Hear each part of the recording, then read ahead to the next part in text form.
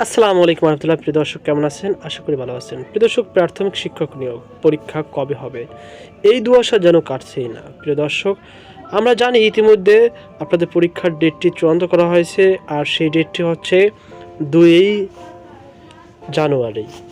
প্রিয় দর্শক, এই 2 জানুয়ারি পরীক্ষা কি হবে আদৌ?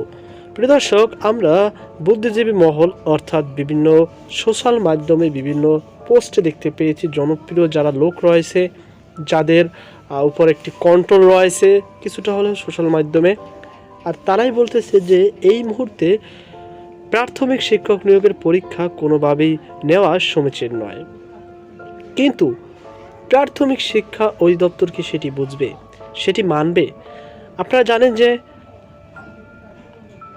হাদির বাংলার জনপ্রিয় এই মহান ভাইটির মৃত্যুবরণ করেছে।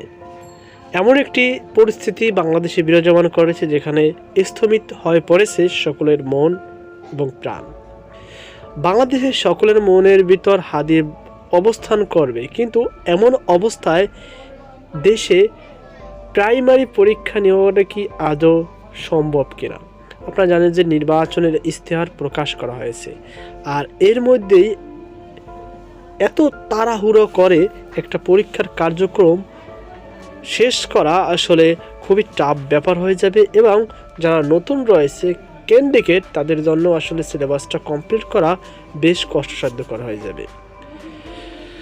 এখন সকল কিছু বিবেচনা করে প্রাথমিক শিক্ষা অধিদপ্তর যদি বিবেচনা করে সেক্ষেত্রে কিছুটা সম্ভাবনা থাকে, কিন্তু আসলে পরীক্ষা নেওয়ার সম্ভাবনাটাই বেশি থাকে, কারণ এর আগেও আমরা দেখেছি তারা ইদানিং প্রাইমারি থেকে শুরু করে যত যা সরকারি নিয়োগ আছে সেগুলো দ্রুত সম্পন্ন করে।